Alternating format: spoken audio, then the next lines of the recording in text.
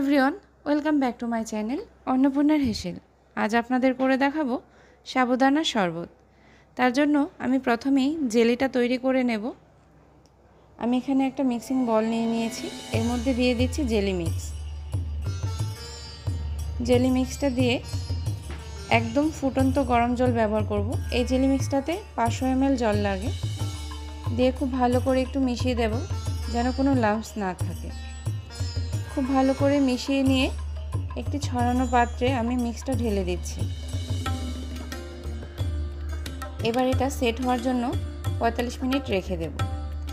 আর এদিকে জল ফুটে উঠেছে, আমি সাবুটা ধুয়ে আধ ঘন্টা ভিজিয়ে রেখেছিলাম সেটা এখানে দিয়ে দিচ্ছি। দিয়ে সাথে সাথে একটু ভালো করে মিশিয়ে দেব। সাবু না ভিজিয়েও দেওয়া যায়, ভিজিয়ে রাখলে কুকিং টাইমটা একটু কম লাগে। প্রায় 7 মিনিট পর সাবুদানাটা সিদ্ধ হয়ে গেছে। এবার আমি সাথে সাথেই সাবুদানাটা জল ঝরিয়ে নিচ্ছি। জল ঝরিয়ে নিয়ে এবার আমি উপর থেকে একদম ঠান্ডা জল দিয়ে সাবুদানাটা ভালো করে ধুয়ে নেব যেন গরম না থাকে। গরম থাকলে সাবুদানাগুলো একসাথে লেগে যেতে পারে। আর এদিকে আমি দুধ জাল করতে বসিয়ে দিয়েছি। দুধ আর চিনি একসাথে নিয়ে নিচ্ছি, চিনিটা যার যার স্বাদ অনুযায়ী। আমি এখানে ফুল ফ্যাট মিল্কটা নিয়েছি। দুধটাকে আমি বেশ কিছুক্ষণ সময় ধরে জাল করে নিয়েছি। এবার আমি গ্যাসের ফ্লেমটা বন্ধ করে দেব। জেলিটা সেট হয়ে গেছে। এবার আমি জেলিটাকে ছোট ছোট করে কেটে নিচ্ছি।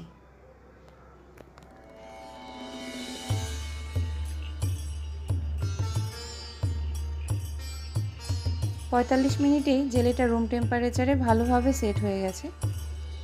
আপনি চাইলে এটা ফ্রিজে রেখে ঠান্ডা করে তারপরও সার্ভ করতে পারেন।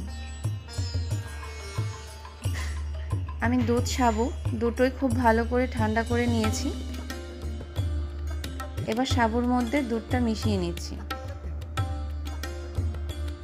এখানে আমি দিয়ে দিয়েছি রুয়াবজা, এটা আপনারা চাইলে স্কিপ করতে পারেন।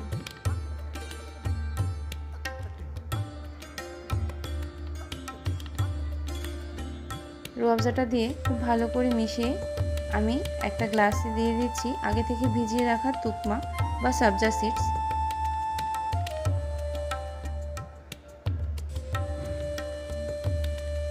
সবজা সিডস দেওয়া হয়ে গেলে এবার আমি এর মধ্যে জেলি দিয়ে দিচ্ছি।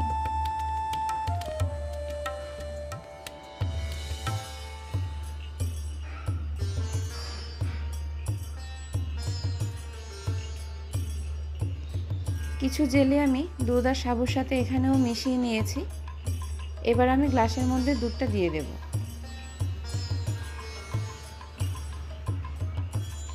আর এই গরমে এই ঠান্ডা ঠান্ডা দুধ সাবুর শরবতটা খেতে ভীষণই ভালো লাগে।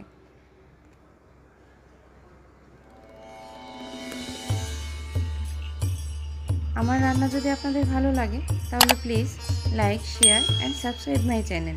Thank you.